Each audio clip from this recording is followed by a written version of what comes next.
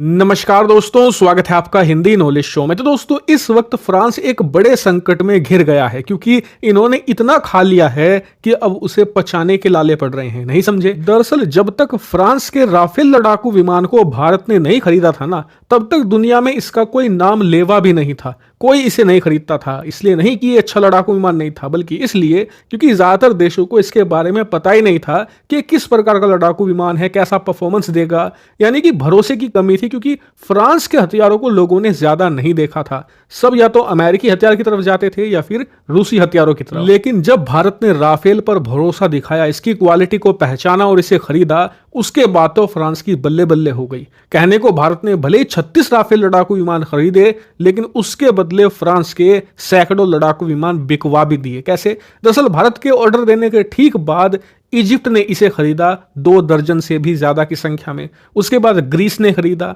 और अब हाल ही में इंडोनेशिया ने भी राफेल लड़ाकू विमानों को खरीद लिया है। यहां तक कि कतर भी बड़ी संख्या में अपनी वायुसेना में राफेल लड़ाकू विमानों को शामिल कर चुका है। और आप जानकर हैरान होंगे कि इस वक्त फ्रांस इसी संकट में फंसा है। संकट यह है कि इन्होंने ऑर्डर बहुत सारे ले लिए हैं, लेकिन इनकी बनाने की क्षमता ही नहीं है। आप जानकर हैरान होंगे कि इस वक्त फ्रांस की कंपनी डसोल्ट, जो कि इस राफेल लड़ाकू विमान को बनाती है, उसके पास 270 से ज्यादा राफेल के ऑर्डर बैकलॉग में पड़े हैं। मतलब कि इन्हें 270 से ज्यादा लड़ाकू विमान बनाकर एक्सपोर्ट करने थे, लेकिन इनकी बनाने की क्षमता ही नहीं है बड़ी संख्या में राफेल लड़ाकू विमानों को, क्योंकि इन्हें खुद को उम्मीद नहीं थी कि राफेल को दुनिया इतना ज्यादा पसंद करेगी, इतना ज्यादा खरीदेगी। यहां तक की स्थिति यह है कि खुद फ्रांस की वायुसेना को 50 से ज्यादा राफेल लड़ाकू विमान चाहिए, उन्हें भी नहीं मिल पा रहे। और आश्चर्य की बात तो यह है कि हाल ही में फ्रांस की यह कंपनी डसोल्ट, जो कि राफेल बनाती है, इसने अपनी फ्रांसीसी सरकार को कहा है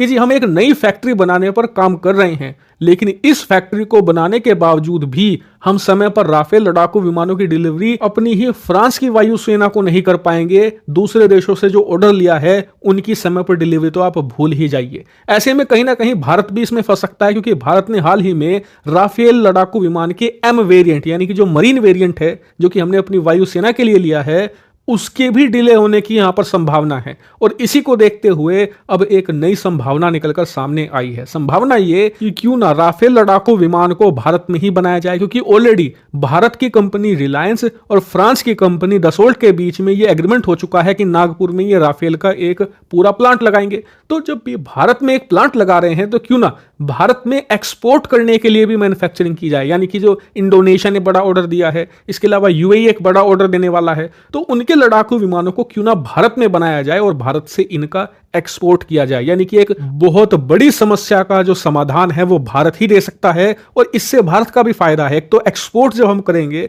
तो उससे हमारे एक्सपोर्ट ओवरऑल बढ़ेंगे, हमारा खजाना भी बढ़ेगा, टैक्सेशन हमें मिलेगा। उससे भी बड़ी बात यह है कि हमने जो ऑर्डर राफेल का दिया है वो भी हमें समय पर मिल पाएगा, और भविष्य में हमें और इमरजेंसी में लड़ाकू विमानों की जरूरत पड़ती है, मान लीजिए चीन कुछ गड़बड़ करता है, पाकिस्तान कुछ गड़बड़ करता है और हमें तुरंत अपनी वायुसेना को मजबूत करना है, उसके लिए लड़ाकू विमान चाहिए, तो हम तत्काल इन्हें बना सकते हैं भारत में ही, और बहुत ही जल्द डिलीवरी कर सकते हैं। और आपको बता दूं कि इस बात पर गंभीरता से विचार भारत से भी ज्यादा फ्रांस में हो रहा है, क्योंकि इससे फ्रांस को बड़ा फायदा है। वो इसलिए क्योंकि फ्रांस ने जो राफेल लड़ाकू विमान के ऑर्डर ले लिए हैं ना, अगर समय पर इनकी डिलीवरी नहीं कर पाए तो उसके बाद इनके दूसरे हथियारों के भी ऑर्डर मिलने बंद हो जाएंगे। क्योंकि जो डिफेंस मार्केट होती है ना, इसमें पैसा इतना मैटर नहीं करता। एक बार को आपका हथियार महंगा है, बिक जाएगा। आपके हथियार में कुछ थोड़ा बहुत क्वालिटी का इशू है, फिर भी बिक जाएगा। लेकिन अगर आपका डिलीवरी का समय सही नहीं है, आप लेट डिलीवरी करते हो, तो फिर आपके हथियारों के जो ऑर्डर हैं